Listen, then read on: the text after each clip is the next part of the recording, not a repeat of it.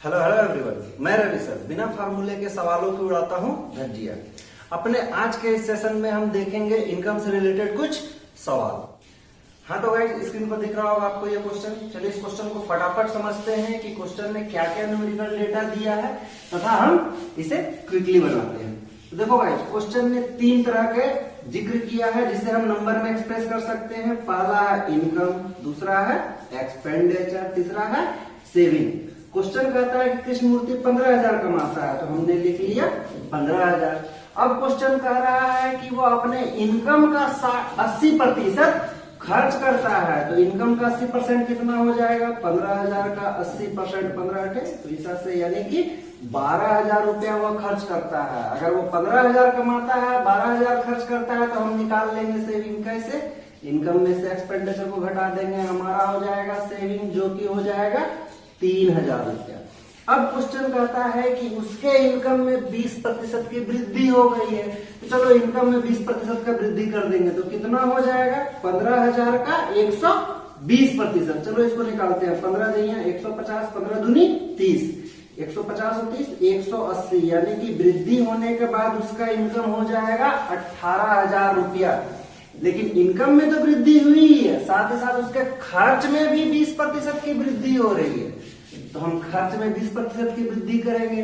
कितना हो जाएगा? 12,000 का 120%। 12 गुना 12 144, यानी कि 14,400 रुपया वृद्धि होने के बाद उसका खर्च हो जाता है।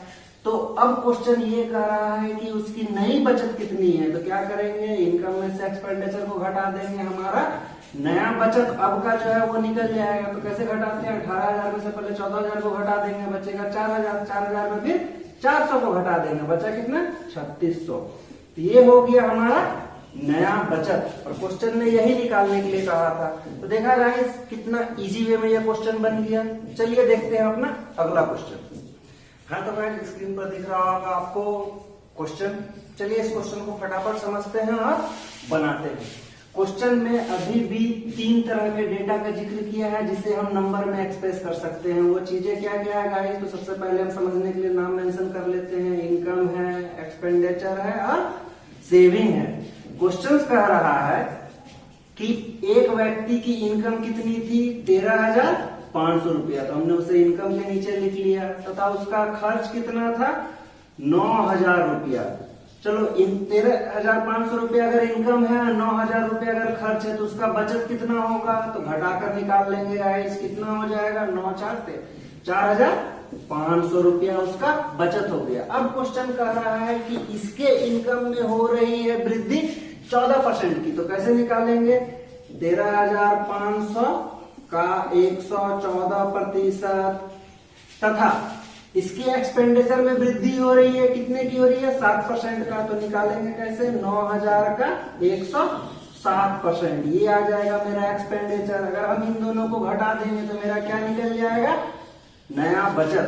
तो देखो भाई, सबसे पहले इस क्वेश्चन को सॉल्व करते हैं, कैलकुलेशन को, और देखते हैं कि इसको हम कैसे कर सकते हैं। तो सबसे पहले इस 0 से इस 0 को घटाएं, इस 0 से इस 0 को घटाएं। अब देखो गाइस, इसका गुना थोड़ा सा डिफिकल्ट है, तो हम कहेंगे कि आप फंडामेंटल प्रोसेस का इस्तेमाल करें और इसको इजी वे में सॉल्व करें। देखो गाइस, 114 को हम लिख सकते हैं 110 और 4। तो 110 से सबसे पहले चूंकि हमें 11 का टेबल आता है, तो हम इसे मल्टीप्लाई कर देंगे। बाद में फिर इसको हम 4 से मल्टीप्लाई कर देंगे और फिर उन दोनों को जोड़ देंगे, तो मेरा नया इनकम आ जाएगा। तो चलो फटाफट निकालते हैं। सबसे पहले 110 से गुना करते हैं 135 को, तो 110 में से एक शून्य हमने पहले ले लिया। 11 से गुना करते हैं 35 को, 11 बचे 55, हाथ में रहा 5, 11 तिया 33, 33 और 5 38, हाथ में रहा 3, 11 एकम 11, 11 3 14, तो 14,850 हुआ तब जब हम 110 से गुना किए। अब हम करेंगे गुना 4 से। 4 से गुना करेंगे तो कैसे कर सकते हैं? 135 को 2 बार डबल कर देते हैं। 135 दूनी 270, 270 दूनी 540। जैसे हम करेंगे हमारा टोटल आ जाएगा, कितना हुआ? 0 5 4 9 8 5 13, 15,390 रुपया इंक्रीमेंट होने के बाद हमारा इनकम आ गया। सिमिलरली हम इसको निकालते हैं कि मेरा एक्सपेंस कितने रुपए में चला जाएगा। 2 शून्य से 2 शून्य ये कटेगा, 9 7 63, हाथ में रहा 6, फिर ये 6 उतर जाएगा, 9 एकम 9, कितना हो गया, एक शून्य आ जाएगा इस 90 का, 9,630 रुपया। अब इस इनकम में से इस एक्सपेंडिचर को घटा देंगे तो हमारा सेविंग आ जाएगा। तो चलो फटाफट पहले हम घटा के सेविंग निकाल लेते हैं। 15,390 इसको घटाते हैं, 0 में से 0 चला जाएगा, क्या बचेगा 0, 9 में से 3 चला जाएगा 6, 13 में से 6 चला जाएगा 7। अब मेरे पास क्या बचता है, यहाँ 15 में से चूंकि एक पैसा ले लिए थे, क्या बचा 14 में से 9 चला गया 5, 5,760 रुपया हो गया मेरा नया बचत। पर क्वेश्चन ये कह रहा है कि कितने प्रतिशत का बचत में वृद्धि हुआ है। तो बचत में वृद्धि निकालने के लिए सबसे पहले हम देखेंगे कि कितना का वृद्धि हुआ है, कितना का वृद्धि हुआ। देखो 4500 में से 1000 जोड़ देंगे, हो जाएगा 5500, उसके बाद फिर जोड़ देंगे 260, तो टोटल कितना का वृद्धि हुआ गाइस, 1260 रुपया का वृद्धि हुआ है। और ये 1260 रुपया 4500 का कितना प्रतिशत है, 4500 का कितना प्रतिशत है, तो हमको निकल जाएगा परसेंटेज इंक्रीमेंट।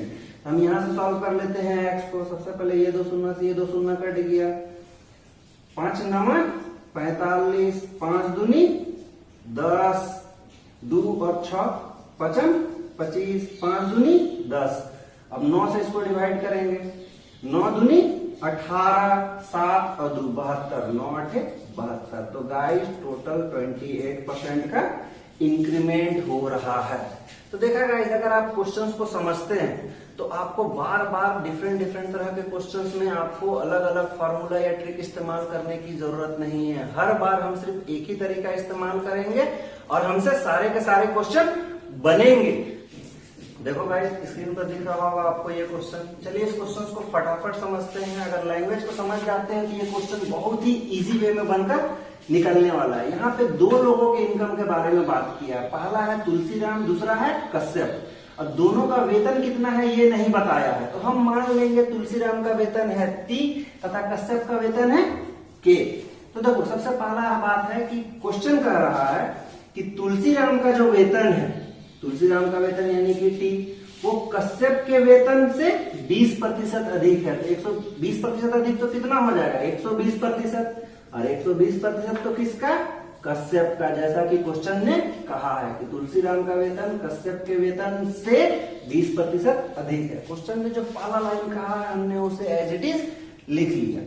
अब क्वेश्चन कहता है कि तुलसीराम 720 रुपया बचाता है। तो तुलसीराम कितना बचाता है, 720 रुपया।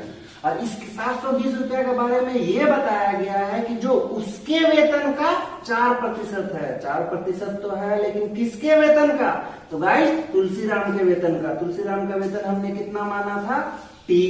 अब क्वेश्चन कह रहा है कि पता करें कि कश्यप का वेतन कितना है। तो कश्यप का वेतन हमने माना था X, हमें निकालना है ये K। यहां से हम T का वैल्यू निकाल देंगे, यहां पुट कर देंगे तो हमें K का वैल्यू मिल जाएगा। तो चलो सबसे पहले हम फटाफट सॉल्व करते हैं।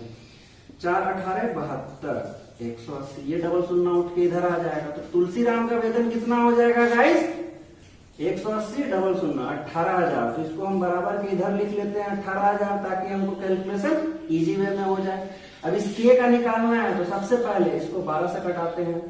12 एकम 12, 6 0, 12 पंचे 60, डबल 0। अब इस 1 शून्य से 1 शून्य ये कट जाएगा, ये 10 इधर जाके मल्टीप्लाई हो जाएगा। तो तुलसीराम का वेतन कितना हो जाएगा गाइस, 15,000 रुपया। देखो गाइस, ये क्वेश्चन था कि तुलसीराम और कश्यप के वेतन के बीच में उसने रिलेशन दिया। आपको ऐसे बहुत सारे क्वेश्चंस मिलेंगे जिसमें वो रिलेशन को मेंशन करता है। अगर आपने रिलेशन को सही तरीके से पुट कर दिया तो वैसे क्वेश्चंस बिना फार्मूले के आपसे बहुत ही इजी वे में बन जाएंगे। तो चलिए देखते हैं एक और इंटरेस्टिंग क्वेश्चन इनकम का। हाँ तो गाइस, अगला 2 क्वेश्चन जो है वो परसेंटेज के रिमेनिंग पर आधारित है। अगर इस तरह के क्वेश्चंस को आप समझ लिए तो इस तरह के क्वेश्चंस को आप बहुत ही इजी वे में बना सकते हैं। तो देखो गाइस, इस क्वेश्चन में जो जिक्र किया गया है ना, इनकम का भी जिक्र किया गया है, खर्च का भी जिक्र किया गया है और बचत का भी जिक्र किया गया है। लेकिन इस क्वेश्चन में एक खास पैटर्न ये है कि जो न्यूमेरिकल डेटा दिया गया है वो सिर्फ और सिर्फ बचत का दिया गया है। इस तरह के क्वेश्चन में हमें क्या करना है हम हर बार खर्च करते चले जाएंगे और हमको उससे कोई मतलब नहीं होगा। हमें मतलब होगा तो खर्च करने के बाद हमारे पास कितने रुपए बचते हैं। तो देखो भाई, सबसे पहले क्या करता है कि मिस्टर कपूर 20% खर्च करता है अपने इनकम का घर के किरायों पे, लेकिन हमको क्या निकालना है कि किराए पे खर्च करने के बाद उसका कितना बचता है। तो मान लेते हैं मिस्टर कपूर का इनकम हो गया आई, 20% किस पे खर्च किया है, किराए पे। तो किराए पे खर्च करने के बाद उसको कितना बचेगा, आई का इनकम का 80%। तो किराए पे खर्च करने के बाद उसके पास यही रुपए बचे। अब इन्हीं रुपयों को वो आगे खर्च करेगा। तो क्वेश्चन कहता है कि बचे हुए रुपयों का 70% वो बाकी जगहों पे खर्च करता है। तो बचा हुआ रुपया तो मेरा ये है, 70% खर्च करता है। तो हमें 70% कहाँ खर्च किया वो निकालने की जरूरत नहीं है। 70% खर्च करने के बाद उसके पास कितने रुपए बचते हैं। तो 70% खर्च करने के बाद बचे हुए रुपयों का 30% बचेगा। तो देखा गाइस, हमने सिर्फ बचत निकाला। किराए पर खर्च करने के बाद किराए पर खर्च के बाद कितना बचा, के बाद कितना बचा हमने ये निकाल लिया। अब इतना बचा, फिर इसका 70% वो किस जगह पे खर्च करता है, अन्य खर्चों पे खर्च करता है। तो उन सभी को खर्च करने के बाद कितना बचा, मेरे पास ये डेटा है और यही मेरा कुल सेविंग है। आखिरी में जो क्वेश्चन कहता है कि उसके पास बचते हैं टोटल कितने रुपए, 1800 रुपए। तो देखो गाइस, तो मिस्टर कपूर का इनकम कितना हो जाएगा, यहां से इसको हम सॉल्व करेंगे और आई निकाल लेंगे फटाफट एक जीरो में। एक शून्य से एक शून्य कटा दिया, एक शून्य से एक शून्य कट गया। अब चलो इसको कटाते हैं, 3 से 3 6 के 18, ये हो गया 600।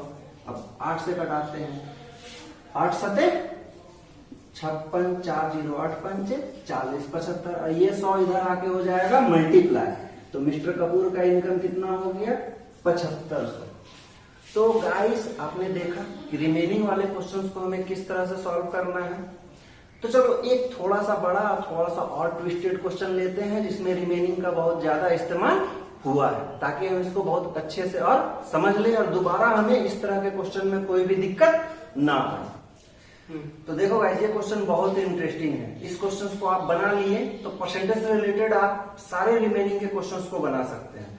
तो इस क्वेश्चन में क्या कहा गया है कि एक व्यक्ति अपना इनकम का कुछ हिस्सा दे देता है बड़े पुत्र को, फिर कुछ बाकी का कुछ दे देता है छोटे पुत्र को, और जो बचता है उसका कुछ दे देता है दान में। उसके बाद क्वेश्चन ने एक न्यूमेरिकल डेटा का जिक्र किया है कि उसके पास कितने रुपए बचे हैं। तो 10,080 रुपए बचते हैं। तो जब भी हम बड़े बेटे को दिए हैं, चाहे छोटे बेटे को दिए हैं, चाहे दान में दिए हैं, वो रकम कितनी है इससे मतलब नहीं है। हमेशा क्या निकालना है कि बड़े बेटे को देने के बाद क्या बचा, छोटे बेटे को देने के बाद क्या बचा, तथा दान में देने के बाद क्या बचा। हम इस प्रोसेस को फॉलो करते हैं तो रिमेनिंग का क्वेश्चन बहुत आसानी से बनेगा।